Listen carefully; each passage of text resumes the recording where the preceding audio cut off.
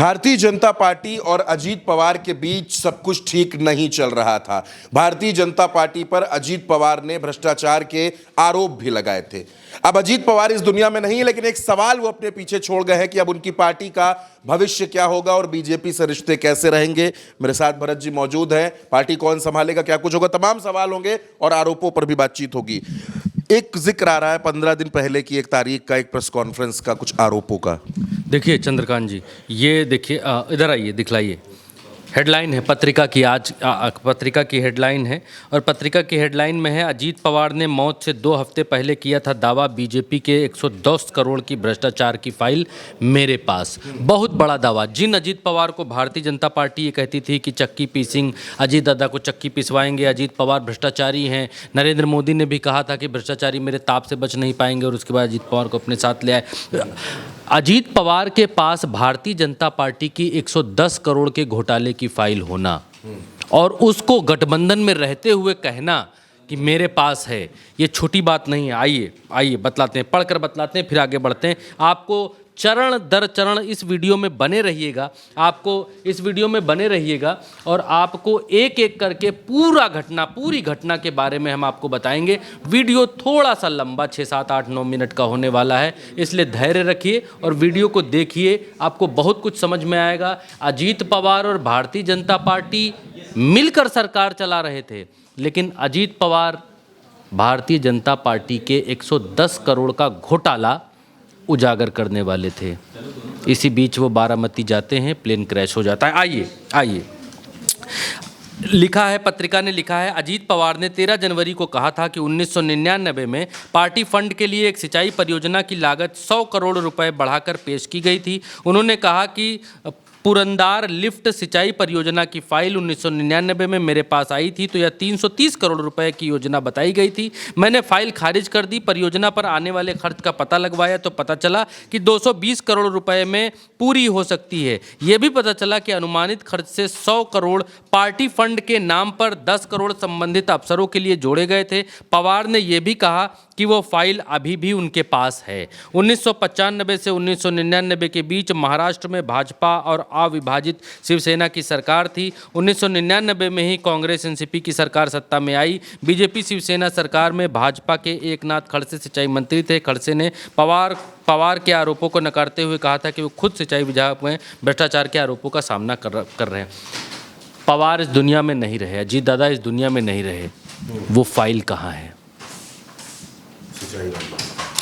जिस फाइल में 110 करोड़ के घोटाले के बात की जिक्र आज से 15 दिन पहले अजीत पवार करते हैं, वो फाइल चंद्रकांत जी आज की तारीख में कहाँ है? कहाँ गई वो फाइल? अजीत दादा दुनिया में नहीं रहे, अजीत दादा जो है स्वर्ग चले गए, वो फाइल कहाँ गई? खैर, इससे आगे बढ़ेंगे और एक के बाद एक आपको बताएंगे। अब ये एबीपी न्यूज़ की हेडलाइन है।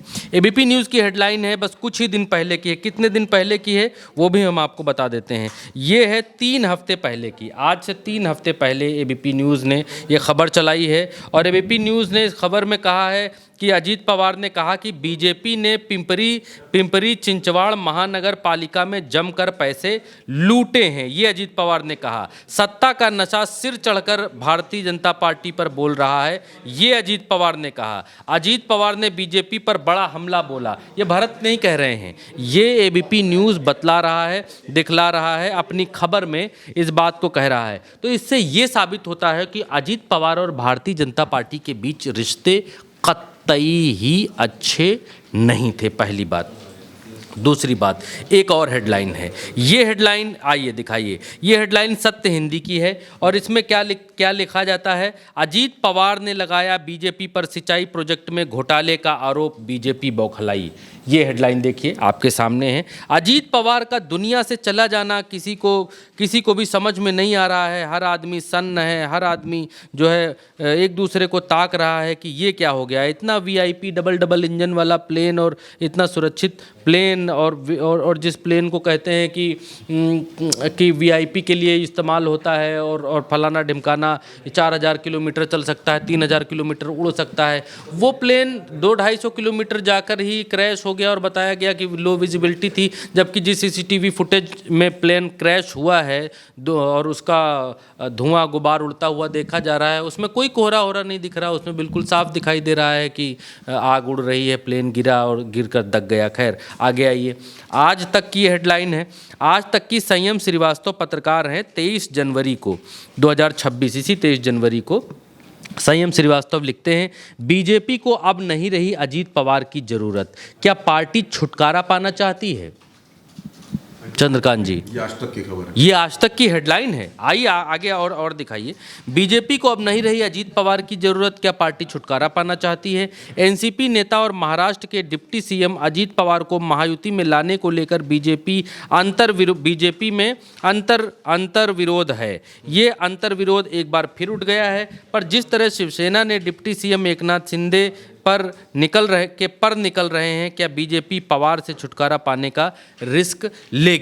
ये यहाँ पर संयम श्रीवास्तव हैं, इस बात को आज तक पर लिखते हैं। अब अजीत पवार का खुद का उनका अपना बयान लिखा हुआ, आइए उनका कोडेड बयान अजीत पवार का क्या है वो भी हम आपको दिखा देते हैं। अजीत पवार डिप्टी सीएम महाराष्ट्र क्या कहते हैं? कृष्णा घाटी विकास महामंडल में कामकाज के दौरान जब इस योजना की फाइल मेरे पास आई, तब इस परियोजना की लागत 330 करोड़ रुपए दिखाई थी, लेकिन मैंने इसे रद्द कर दिया था। दोबारा मंजूरी के बाद वही परियोजना 220 करोड़ रुपए की पूरी हो सकती है, ऐसा सामने आया। 100 करोड़ रुपए पार्टी फंड के लिए और 10 करोड़ रुपए संबंधित अधिकारियों के लिए बढ़ाए गए। अगर यह बढ़ाई गई रकम रद्द नहीं की जाती तो राज्य में बड़ा आर्थिक हाहाकार मच जाता। ये अजीत पवार का कहना है कि इसमें 100 करोड़ पार्टी फंड में, कौन सी पार्टी फंड में? भाजपा पार्टी फंड में, और हाँ, ये यहाँ पर नहीं लिखा है, और 10 करोड़ रुपए अधिकारियों में बांटे जाने वाले थे, और उसकी फाइल अजीत पवार कहते हैं कि उनके पास आज भी है। उस घोटाले की फाइल, भारतीय जनता पार्टी के घोटाले की फाइल अजीत पवार के पास। यानी दोस्त गले मिलकर रहे तो रहे हैं, लेकिन दोनों के हाथ में खंजर है। कौन किसकी पीठ में पहले घोंपेगा, बस इंतजार इस बात का। एक बात और, दूसरी बात यह है चंद्रकांत जी, दूसरी बात यह है कि ममता बनर्जी ने इन सब के बीच बहुत बड़ा आरोप लगाया है। ममता बनर्जी ने यह कहा है कि अजीत पवार भारतीय जनता पार्टी से अलग होने वाले थे। हाँ, भारतीय, आइए आज तक की हेडलाइन है, कुछ भी अपने मन से नहीं चंद्रकांत जी, दर्शकों के बीच सब नंगा सच, पारदर्शी उनकी आंखों के सामने। ममता बनर्जी ने बयानों के जरिए गंभीर सवाल उठाते हुए कहा, अजीत की मौत ठीक से जांच, अजीत की मौत की ठीक से जांच होनी चाहिए, जिसकी निगरानी सीधे सुप्रीम कोर्ट करे। उन्होंने संकेत दिया कि अजीत पवार सत्ताधारी गठबंधन महायुति से दूरी बना रहे थे। ममता ने कहा कि वे सत्ताधारी पार्टी के साथ थे, लेकिन किसी ने बयान दिया था कि वो बीजेपी छोड़ देंगे। ऐसे में अचानक एक हादसा संदिग्ध है। ममता बनर्जी सीधे इस हादसे को संदिग्ध बता रही हैं और कह रही हैं कि किसी के ऊपर भरोसा नहीं है, सुप्रीम कोर्ट के जज इसकी जांच करें, इस हादसे की जांच करें। जो चीज़ें बतलाई जा रही हैं कि लो विजिबिलिटी और ये, तो उल्टा चश्मा यूसी पर हम लोगों ने इस पर वीडियो किया है कि लो विजिबिलिटी का सच क्या है। जो विजिबिलिटी है वो बहुत इतनी ख़राब भी नहीं थी कि नीचे कुछ दिखाई ना दे। ये बिल्कुल क्लियर कट समझ में आता है कि अजीत पवार और भारतीय जनता पार्टी के रिश्ते अच्छे नहीं थे। अब मान लीजिए ये बात हो गई, अब आगे की बात चंद्रकांत जी ये है, थोड़ा सा समय लूंगा दर्शकों, जरा सा समय लूंगा, थोड़ा सा धैर्य बना के रखिएगा। अब आगे की बात यह है कि अजीत पवार इस दुनिया में नहीं है। अजीत पवार नहीं है तो अब उनकी पार्टी का क्या होगा? पहला विकल्प यह है कि उनकी पार्टी के लगभग 40 विधायक हैं, 41वें अजीत पवार खुद थे।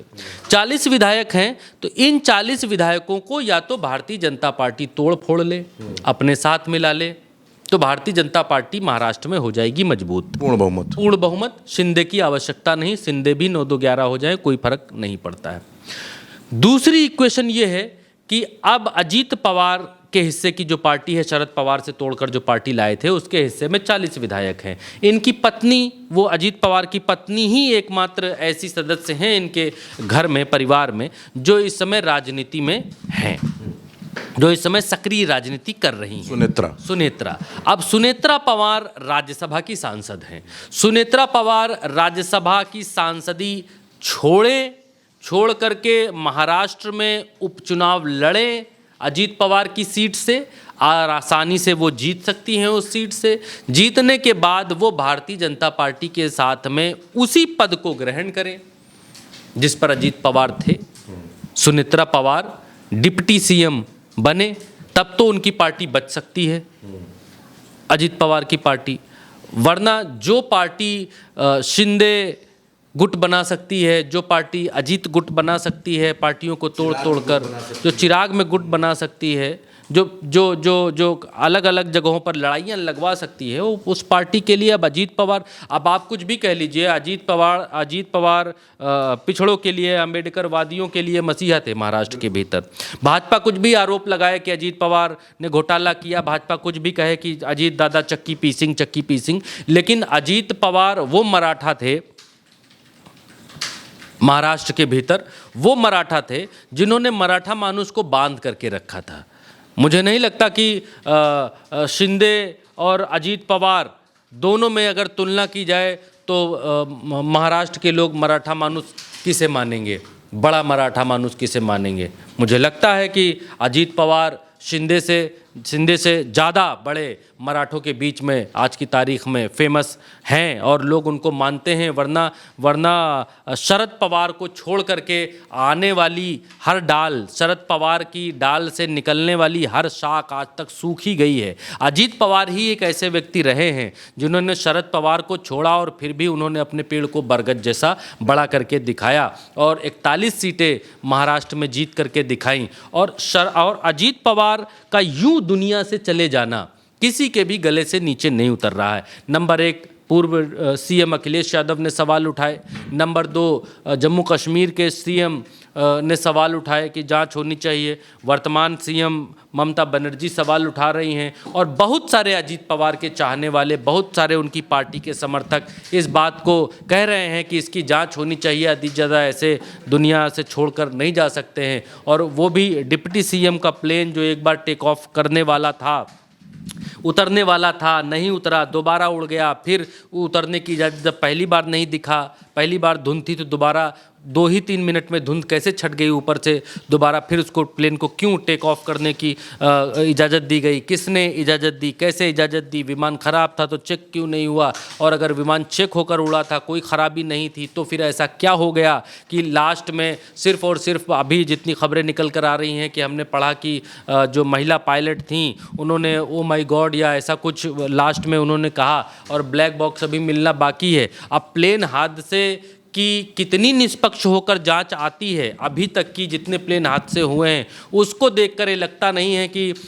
जांच जो है निकल करके आएगी और उसमें कुछ अलग निकल कर आएगा। अभी तक जितने प्लेन हादसों की जांच भारतवर्ष में हुई हैं सब में टेक्निकल ग्लिच, टेक्निकल खराबी, टेक्निकल ये, टेक्निकल फलाना, टेक्निकल वो, पायलट की गलती, पायलट का बटन, पायलट का फलाना, यही निकल के आता है। कहीं भी सरकार की कलाई, सरकार की कलम, सरकार की जुबान फंसती हुई दिखाई नहीं देती है। एविएशन मंत्रालय, अभी एविएशन मंत्री जो साउथ से हैं रेड्डी साहब, राम मोहन रेड्डी, हाँ राम मोहन नायडू, तो राम मोहन नायडू ये कह रहे हैं कि हमको बड़ा दुख है कि अजीत पवार इस दुनिया में नहीं है और ये बड़ा हार्ट ब्रेकिंग है, फलाना है, ढिमकाना है। तुम्हारा काम क्या है?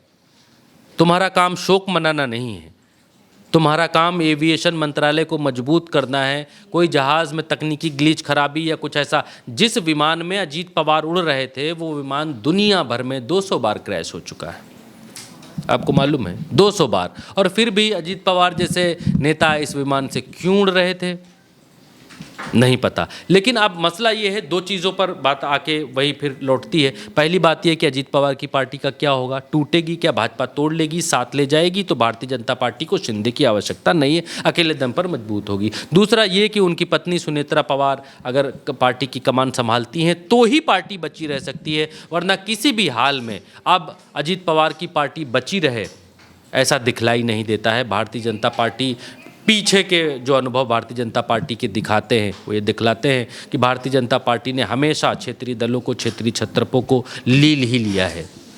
तो दोस्तों, ये अजीत पवार की मौत और उससे पहले उनके तमाम आरोप, बहुत से सवाल है, लेकिन सबसे बड़ा सवाल जो अजीत पवार के निधन के बाद खड़ा हुआ है वो है एनसीपी अजीत गुट के भविष्य का। पार्टी का भविष्य क्या होगा, कौन संभालेगा, इस पर अब हर किसी की नजर रहेगी। फिलहाल के लिए इस चर्चा में हमारे साथ इतना ही। आप बने रहिए उल्टा चश्मा यूसी के साथ। नमस्कार।